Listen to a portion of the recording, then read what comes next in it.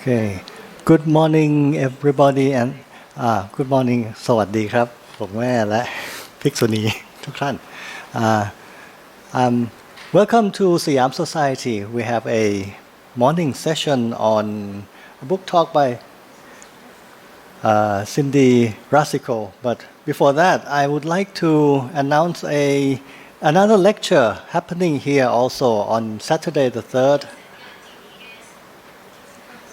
I don't need GPS. Saturday, 10:30 in the morning also. The talk is on snowland art, making the community a better place, one artist at a time, by Tenzin Dolma, a Canadian, well-versed in Tibetan art, now living in Gansu, China. So you are quite welcome. And today we have Cindy Rasicot, who is a born Jewish, a spiritual seeker from southern USA, but now living in Northern California. She was trained as a psychotherapist, worked in management positions in non-profit organizations, came to Thailand and met Bhikkhuni Dhammananda in 2005, became a disciple and wrote the book This Fresh Existence. And actually before coming here I was looking up who Bhikkhuni Dhammananda was. I didn't know her, but I know her former name because I read her book. So I read Sattham Puntarik Sut ครับ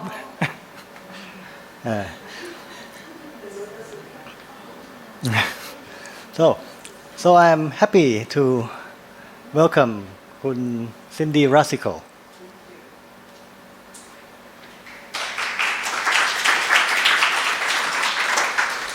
Thank you. This is quite an honor for me to be here today at the Siam Society. I would like to say a special thank you to Kuna Runi for helping organize. I really appreciate that. And also, of course, pay my respects to Longme, Venerable Dhammananda, and the Sangha. Welcome. And to all you esteemed guests, thank you so much for coming.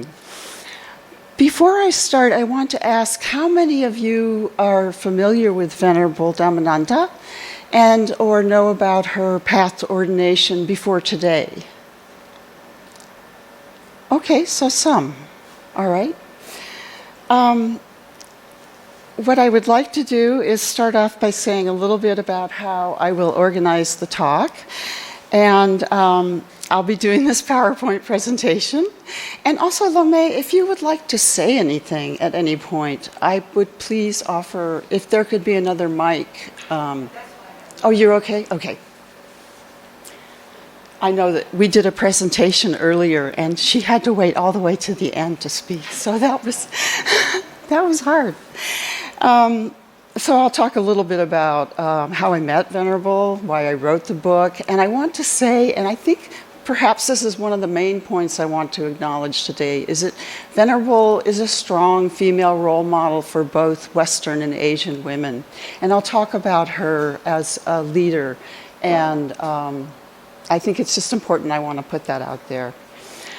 I will talk about her path to ordination, including a little bit about her early life, and include a bit about my history. I received temporary ordination from Venerable twice, once in 2014 and once in 2022. And as you pointed out, Kun Vishnu, thank you for the introduction.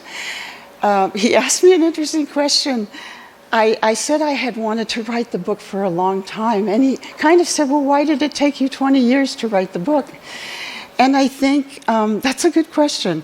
I did start off early in 2008 wanting to write the book. And briefly, I was living here for 3 years with my former husband and my then 13-year-old son, who's now 30. And he was going to the International School of Bangkok. So we were here for 3 years. I met Venerable at a conference, and I knew from the very beginning that I wanted to tell her story because it's so unusual that she became the first fully ordained bhikkhuni in Thailand, Theravada bhikkhuni. And And also, I would say quite briefly that in my history as a woman and seeking role models myself, she represents a very strong, Roshi Joan Halifax describes her this way. She described her as a woman with a strong back and a soft front. And that, to me, is kind of the essence of my experience with Venerable Dhammananda. She is a strong woman with clear determination, a fierce devotion and faith in the Buddha, and a strong, also very compassionate and very loving, and has shown me a lot about loving kindness, compassion, and forgiveness. And of course, on a personal level, she has helped me in my life cope with some of my difficulties. And also, I wanted we'll talk about how the book is organized. I'll switch to that now. Okay, so the first part of the book, which is on sale in the back there, in case you would like to buy it, is Venerable's Path to Ordination. The second part is kind of interesting. It's a series of conversations that I had with Venerable. We wanted to do something during the pandemic because people were feeling isolated and somewhat disconnected. And so we thought it would be good to offer them a chance to have spiritual counsel and advice from a senior Buddhist teacher, Asian Buddhist teacher.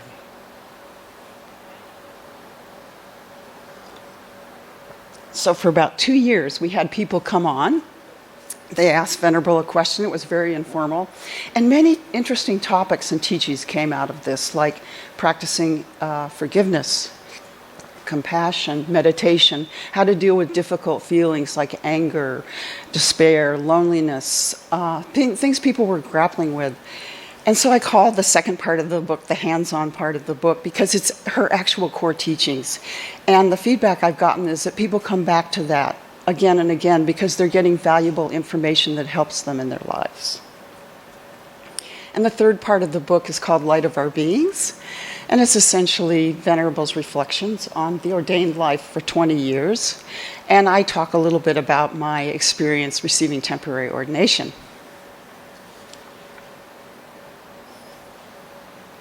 So this is a picture of me when I first met Venerable. I'm so young, I like to look back on this. I have dark hair. It's about 2005. I met her at a conference. The conference was essentially one about poor women in developing countries. And she spoke on the topic of faith, feminism, and the power of love. And I should say that I have a feminist background. My mother was an attorney. She became a lawyer in 1934. And of course, in the early days, when I was in undergraduate, that was the burgeoning movement, a feminist movement in the US. But I had never heard the words faith, feminism, and love in the same sentence. So to me, I heard Venerable speak, and she spoke quite elegantly about the futility of anger, how it doesn't lead us anywhere, how it's much harder to practice loving kindness and compassion. And that really rang true for me. And if you know Venerable, she's very outgoing. And she said at the end of the lecture, anybody who would like to come see me, come down and visit me at my temple. And of course, I went right up to her and she handed me a business card and I went down, and that's how the whole thing started. So a little bit more about why I wrote the book. I honestly look to Venerable as a moral and spiritual compass of our times. And what I mean by that is that her actions support her words. She changed the landscape of her native Thailand when she became the first woman to receive full ordination in the Theravada Buddhist tradition. She is one of a handful of ordained Buddhist feminist religious leaders in the world and one of the most important Buddhist teachers alive today. When we consider the tremendous popularity of Buddhism in the West, there are many books written by and about male monastics, but so very few by women. And it is vitally important that Bhikkhuni Dhammananda's voice be heard. So as I said, she's a powerful role model for change. And I just also wanted to read this because I really like what she said. I heard her say this once at the National Museum in Bangkok. Someone in the audience asked her if the decision to ordain was difficult. No, she replied, I always chose my own path. When I set out to do something, I commit to it 100%. I have a nickname, Stone, because I possess a rock-like determination. I tell women who feel trapped by their circumstances to be courageous. My message is, number one, the way out is possible. Number two, take the first step. Number three, start now, because everyone else is waiting around for someone else to start. So nothing happens. You can do it.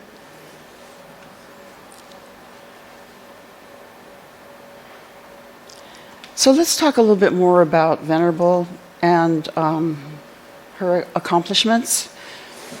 As I have said, she was the first, pardon me, is the first fully ordained Theravada nun in Thailand, Bhikkhuni. She traveled to Sri Lanka in 2001 to receive novice ordination and full ordination in 2003. Now, in order to understand how courageous an act this was, I need to provide some context.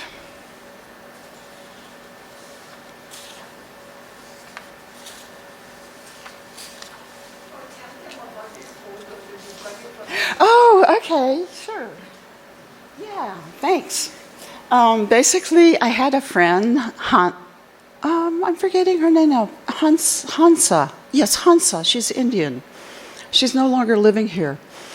But she was I believe she came down to the temple and was visiting Venerable, and she's a good photographer. And I saw this in the National Museum, and I asked her, I recognize those hands. Can I get a copy of that? And I have two. I gave one to Long Mei and one to me. I have in my home. Obviously, she's doing alms round. So women's ordination in Buddhism, basically, I'll say briefly, the women were ordained in the Buddha's lifetime. A large number of women welcomed the opportunity to join the order for the first time in Indian history. This was revolutionary because the Buddha lived in 6th century India BCE within the Brahmanical caste system. Women were considered impure and a hindrance to spiritual growth. So Venerable calls the Buddha the first feminist because he was the first one in world religions to say that women had equal spiritual potential with men. And that, in fact, his own words are, they can see it with their own eyes. So during its 700 plus year history in Thailand, before Venerable was ordained, there had never been a fully ordained Theravada Bhikkhuni in Thailand. And at the time she sought novice ordination, there were 300,000 male monks, and she was the lone Theravada woman. And she, in her words, said, apart from my mother, I was literally standing alone.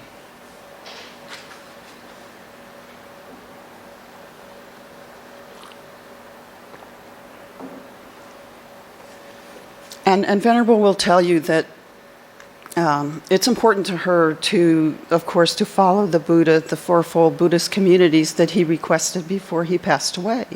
Lay men, lay women, ordained male monks, bhikkhus, and females, bhikkhunis. So it's, as she uses the metaphor of a chair, she says, essentially in our country we have a three-legged chair. One leg of the chair is missing.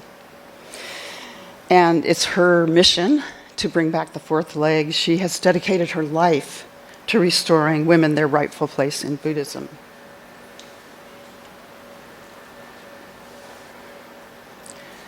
So, yes, you have a question. Yes. Yes, I can move on to that. Thank you. Basically, there are three waves in the Bhikkhuni Sangha. The earliest one came in 1928. Briefly, there was an attempt to ordain two women. They were daughters of a progressive individual. The attempt did not happen. It happened, but it wasn't successful because the Sangha introduced the 1928 Sangha Act, which forbids Thai bhikkhus from giving ordination to women. And the second wave, of course, is Venerable Voramai. She received, on May 2nd, 1956, according to Venerable, her mother took her and her three adopted siblings to a barber shop, and they didn't know that she was going to have her head shaved, so they weren't aware of what she was going to do. So it was kind of a shock. And then they went over to Venerable Voramai, I'm sorry? Prapamuni, yes. Her preceptor gave her 8 precepts, and it was very important to her that she didn't want to wait for the monks to give her permission to be ordained. She just wanted to do it. She was a very determined woman.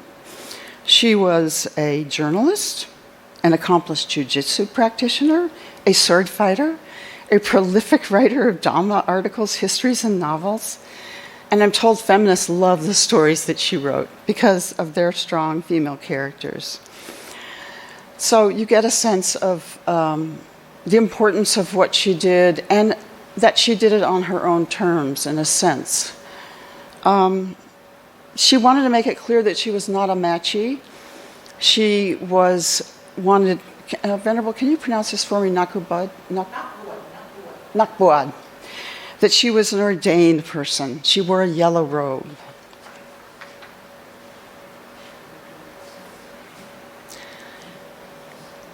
And of course, she founded Sangdhamma Kalyani Temple in the 1960s. She was in her 50s. And she established this temple by and for Buddhist women. She built a vihara, a meditation center, a dining hall, living quarters, and eventually an orphanage and school for 80 children, although the other day Venerable told me at one point there was as many as 600 students there. So it was a full-fledged school. I just want to say in terms of, I think she was very socially conscious and really helped the poor and really did a lot of work to help. And she was considered a healer as well. She had a large following. Now, in 1971, when Venerable Dhammananda, at that time Chachuman Kabil Singh, was a student at was she a student? Or were you studying at McMaster University then in Canada? Yes. Then she found out that her mother could receive full ordination in the Mahayana tradition. So her mother did go to Taiwan. She received ordination. And she was ordained in the Dharmakuptaka lineage and became the first modern Thai bhikkhuni. Her ordained name was Ta Tao Fa Tzu. So this is a picture of Venerable when you read her book.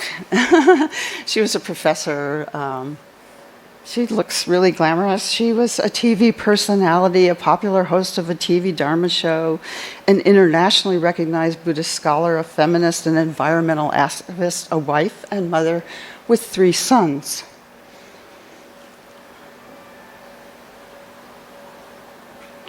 So Venerable often tells a very funny story, to me it's kind of funny, of how she first had the decision come to her that she wanted to be ordained. And I think it's interesting because she heard these words in English.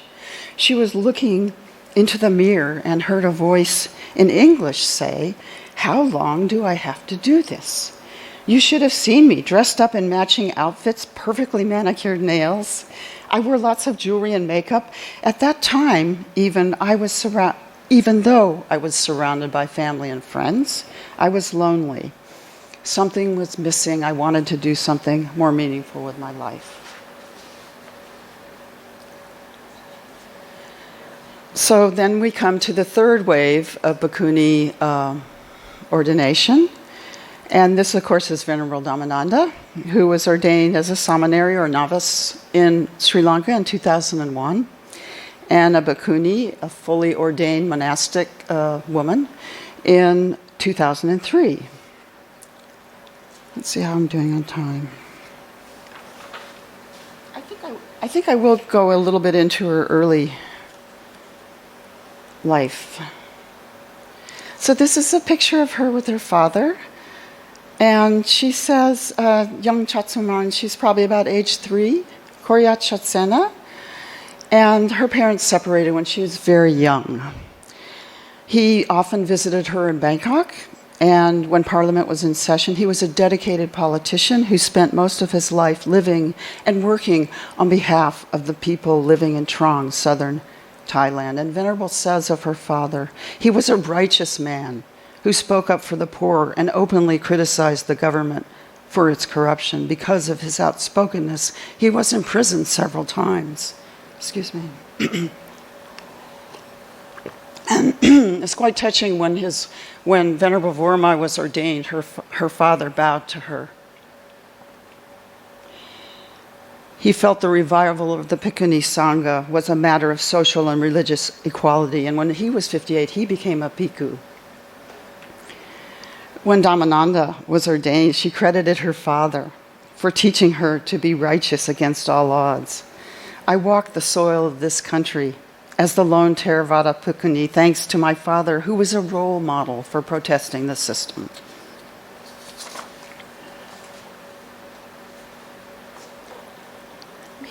We have a very young Chatsumarn here, age 12. And she says the DNA for ordained life runs in her blood, and that is, of course, true. She received her first ordination at about age 12. She said, I learned all the chanting I teach the samaneri's now when I was 12 years old. Just like my mother, I wore the yellow robe and received the 8 precepts. She was on summer vacation at that point, and maybe she was a little nervous about going back to school, having her head shaved, but she said the students were very nice and didn't tease her. And incidentally, her maternal grandmother, Somchin, was illiterate, but in her elder years, she was ordained as a machi and became the leader of the women at her temple. And I think this is interesting. Before she died, she predicted that she would be reborn 1 year from the date she passed away. And on that date, 1 year later, October 6, 1944, her granddaughter Chatsuman Chatsena was born. Dhammananda believes that she carries the transition her grandmother and her mother have started. On the next slide, I don't have a picture of it, but I think it's important to mention this. I believe you were in India at this time? Canada, I'm sorry. Okay. So she was a master's student at that time. So she received a BA in philosophy from Visva Bharati University in India, and the religious studies from McMaster University in Ontario, Canada, and her PhD in Buddhism from Magadh University in Bodh Gaya, India. Now, unfortunately, I don't have a picture of her, but I want to mention that in April of 2000, prior to her novice ordination, she traveled to Taiwan to take the Bodhisattva vows. This was a very conscious decision on her part. Before she decided to be ordained in Sri Lanka, she wanted to confirm her commitment to serve others. In her words, once you walk this path, you must let go of yourself as an individual and put the interests of others and the Buddha before you. By taking the Bodhisattva vows, you are no longer looking out for yourself. You are working on behalf of others, caring for the society and for the world.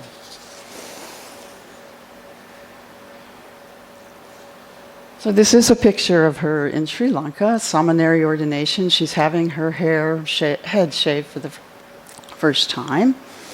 And her preceptor, Venerable Sadasumana, is with her, cutting her hair. And after her novice ordination in Sri Lanka, Venerable Dhammananda returned to Thailand. She hoped things would remain quiet, But it was a difficult time. That was not the case. There was a huge controversy in the press. She was dubbed the rebel monk and personally and professionally attacked. She was so hurt she didn't read the newspapers for 2 years. At that time, she received a visitor, Roshi Joan Halifax, who's a well-known Zen woman in the United States. And I do want to read a couple of reflections that she wrote at that time. This is back in 2001.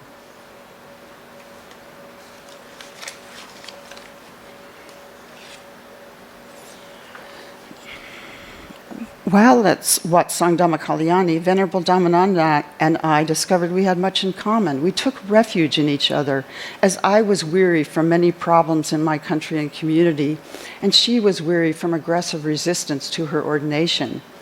We realized we both felt quite isolated and had few peers accessible to us. In our days together, we gave each other great support as we explored ways in which we could renew ourselves and continue our work in and for the world. During this visit, I learned from my new friend it was not a normal practice for a woman to do alms round in Thailand. Only male monastics engaged in this practice of walking silently, holding an alms bowl, and receiving food from lay people as an expression of deep respect. Despite this taboo, Venerable Dhammananda invited me to join her in her daily alms round. She wore her russet Theravada robes and I my black Zen robes, and barefoot we made our way through the neighborhood adjacent to the monastery. Each day I followed my friend down the rough roads. As we slowly walked in the heat of an early Thai morning, some households closed their doors, and both men and women brought us food. Although my gaze was downcast, I was aware that some of the women wept as they stood before us. I saw men's hands shake as they put rice into the begging bowls. At that time, I had no idea how radical an act this was.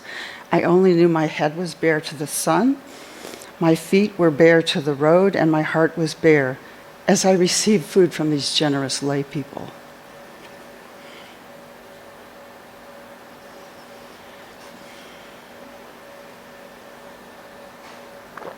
This is simply a picture of her beautiful bhikkhuni ordination in 2003, February 28th.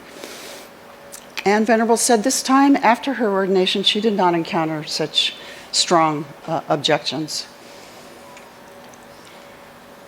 to her being ordained.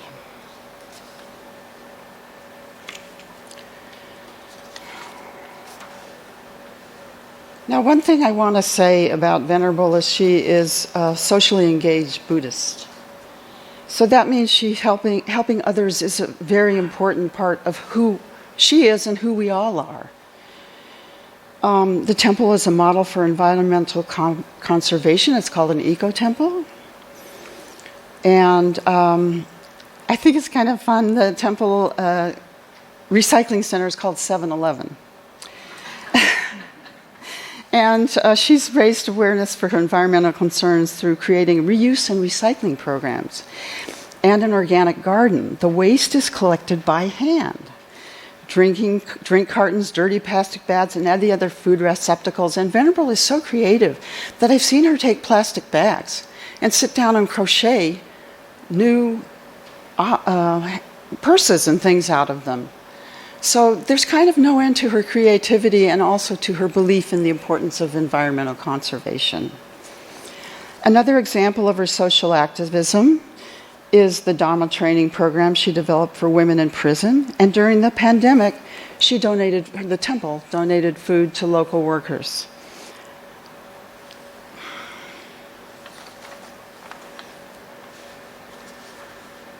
So Venerable Dhammananda has been teaching Buddhism for the past 50 years. In her role as abbess, trainer, and teacher, she has offered spiritual guidance to her Sangha and members of the lay community.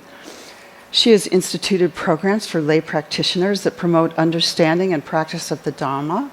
And in 2015, she began offering an international monastic training programs for ordained bhikkhuni that included instruction in the Dhamma and the Vinaya. And she has participated in international ordinations for Theravada women, been a founding member of the network of Theravada Bhikkhunis and coordinated the Asian Buddhist Conference. This was quite an honor in 2019. The BBC named her to its list of 100 of the most influential women in the world because of her tireless work to reestablish the Theravada female monastic lineage in Asia. I've been talking for quite a while here, so let me see if I can. Certainly. This is important. Today there are more than 285 Bhikkhunis, fully ordained nuns in Thailand. And the women you see on the right are receiving temporary novice ordination. And this is in 2009, Venerable began offering this type of ordination, which I mentioned earlier, I received in 2014 and 2022. She felt, as Thai society recognizes young men right to take temporary ordination like a rite of passage when they leave home for 2 to 3 months in their adolescence to live as monks in the monastery, she felt it was important that women have this opportunity. So she offers this temporary ordination twice a year in April and December. It's called temporary because it lasts 2 weeks. We take the 10 precepts, shave our heads, wear the robes, and study the Vinaya. Now, it's a good way for women to see if monastic life suits them. She's given novice ordination to more than 1,000 women, and 285 of these have gone on to become bhikkhuni. So I like to think that she has established her goal and of establishing the Bhikkhuni Sangha. Of course, she wants it to grow. And by taking the first step, Venerable Dhammananda planted the seed that has taken root, and thanks to her commitment, the tree is now blossoming.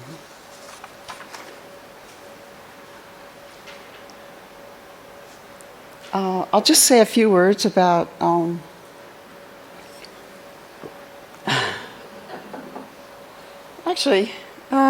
could you say something about your mother in the background there, what that was created?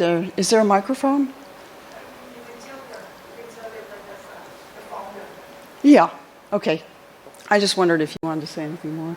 Anyway, need I say that the experience of receiving ordination is life-changing and very joyous. I always came back from receiving ordination feeling like I kind of had a new life, a new way of seeing and being in the world. And of course, over the years, having Venerable as a teacher, a mentor, and a guide, a spiritual guide, I would say, I have become stronger and grown more confident. And I like to say that she has given me the opportunity to use my voice as a woman as the same way that she, of course, has expressed her desires in her life. I do want to say something important about that. I think I'm very grateful to her as a teacher because she both guided me and also confronted me at points where I needed to learn. And I won't go into the story, but I just think it's wonderful that she cared enough about me to tell me, you need to learn this, you need to work in this area. Because I think overall her goal is teaching the Dharma and reducing suffering. And of course, she has helped me in my life reduce my own suffering. So I would like to finish now with a short passage on forgiveness. That's a picture of me before, obviously, I had my head shaved in 2022.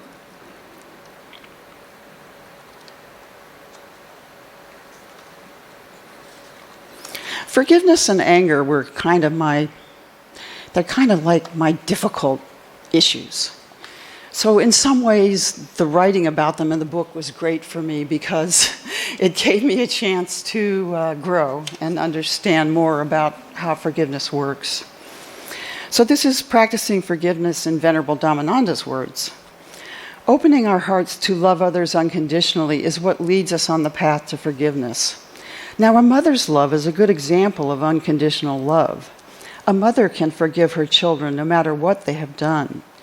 Other people may nudge her children for their mistakes, but a mother's love remains constant.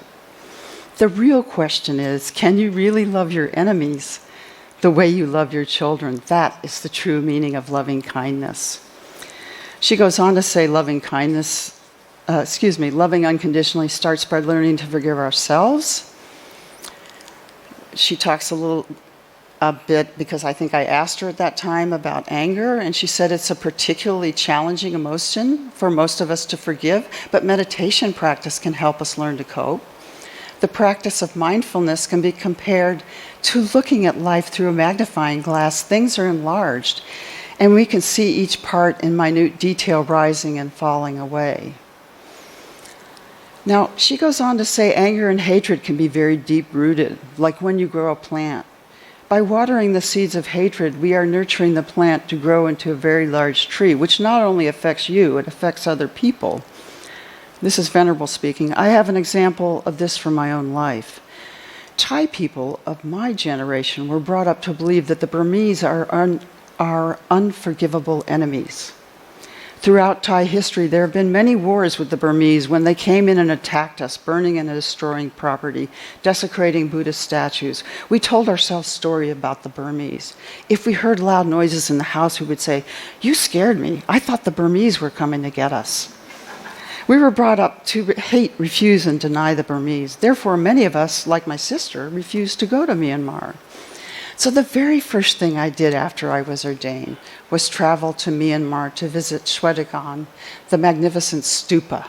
I went there to bow to the Buddha and experience the sacred energy at this site.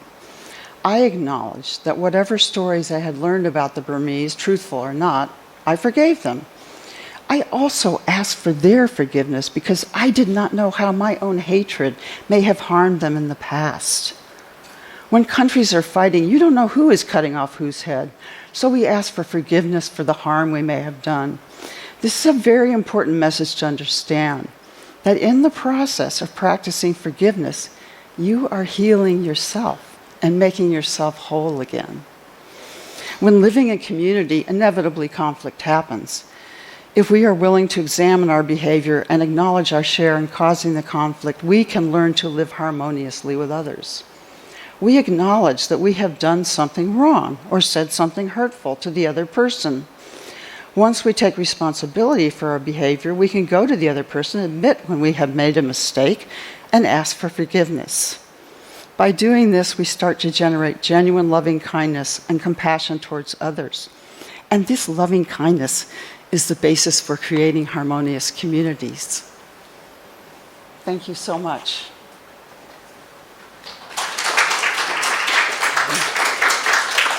And we have time for questions. And or, yes?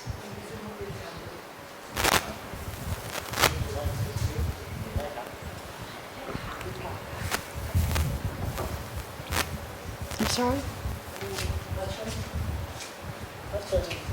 Comments, welcome to.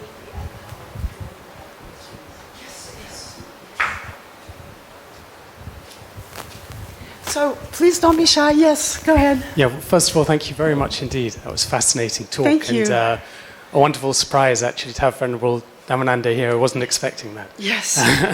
I just had a question on your sort of four categories of the Buddhist community, as it were. Yes. And you had lay men, lay women, fully ordained men, fully ordained women. Excuse me. I was wondering where actually the Mechi fitted into that, which I would sort of consider to be the nuns, whereas Bhikkhuni I would consider to be female monks, if you see what I mean. So I was just sort of wondering your thoughts. Thank you, that's a good question. I'm going to let Venerable answer that question.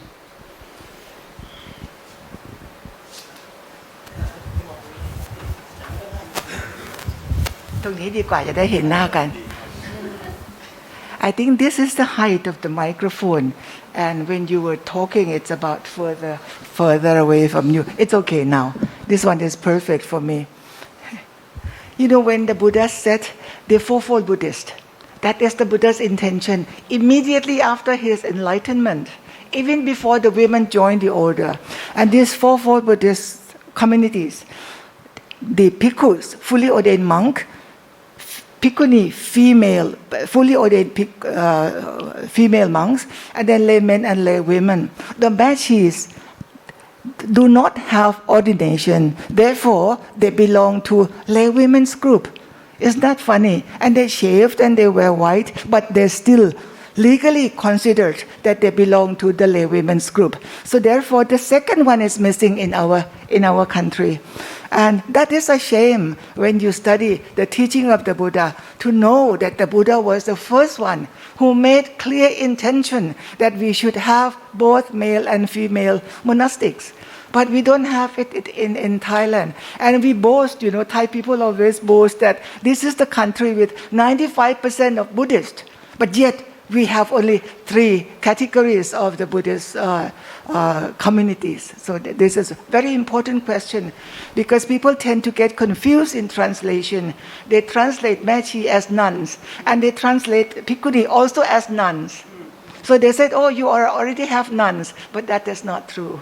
Thank you so much for your question. Thank you. Question from me. Thank you for your talk. I was wondering, do you think at some stage the forest monks might relent in their opposition to female ordination? I'm afraid I can't answer that question. Because they're some of the most vocal opponents to female ordination, as I'm sure all of us know in this room.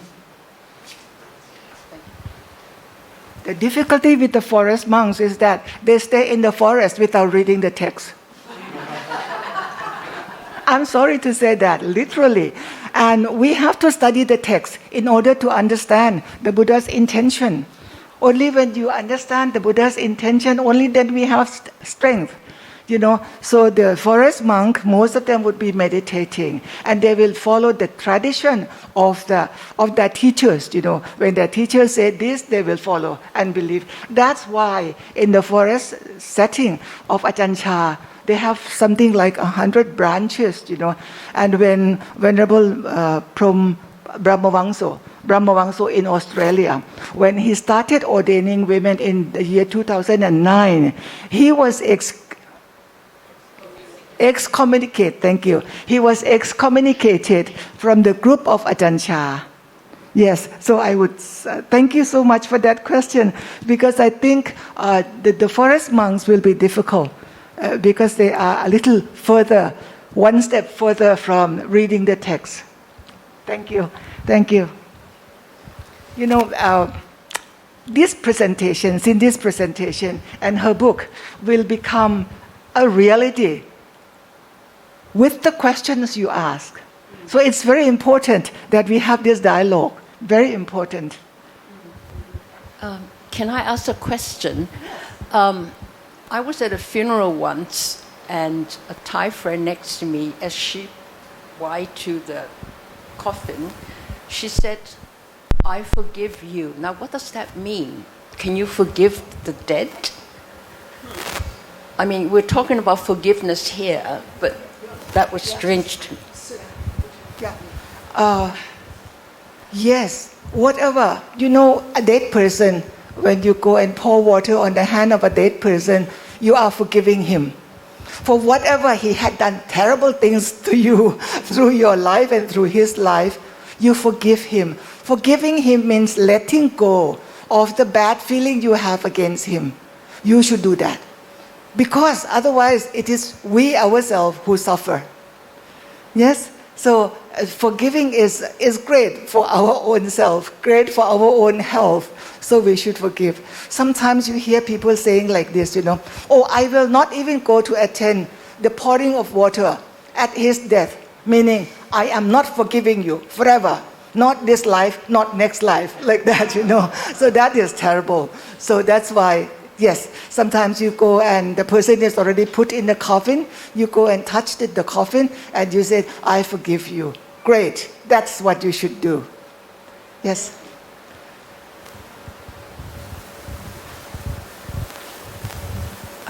I asked earlier about Venerable's mother. I believe she influenced her to become a nun, a bhikkhuni. So I just thought maybe you'll give me some background on your own mother. Yes, you know, one time I said something that hurt my mother very much. I said I am not ordained because my mother was ordained. Because if my mother died, then my intention to be ordained is finished. But I insist on ordaining because I know that the Buddha intended us to lead this kind of monastic life. And she just took it personal that I did not take the ordination after her. I did not purposely take the ordination because my mother was ordained. I take the ordination because I pay respect to the Buddha. I have great faith in the Buddha. That was my point, my viewpoint. But of course you are correct that because I see this monastic lifestyle from my mother's time, and I take this monastic lifestyle as so natural for us, you know. Yes, she influenced me in one direction, in one direction, but yet there is another direction that is deep-rooted in me, that is to follow the teaching of the Buddha and to do according to what the Buddha meant us women to do. Not all the women should be ordained, no. Ordained life is difficult. But allow us. Do allow us. It is our right to be ordained. Thank you. I'm sorry, I don't follow. Was your mother ordained as a bhikkhuni, a nun? Yes. She was ordained. She was ordained, but she took the lineage from Taiwan. At that time, there was no lineage in Theravada yet. That's why she had to go to Taiwan in 1971. Only after 1998 that the full ordination in Theravada got started. And I went for Theravada tradition.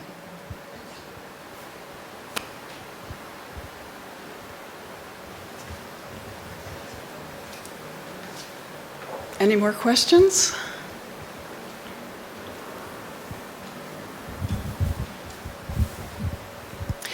Well, thank you all for coming. Thank you, Venerable. And it's been most inspiring for me both to be here, to welcome you, and to let you hear her story. So thank you.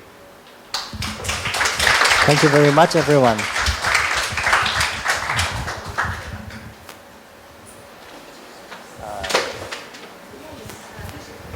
Oh.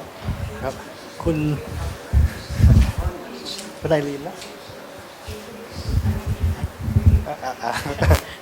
งั้นเดี๋ยวผมมอบ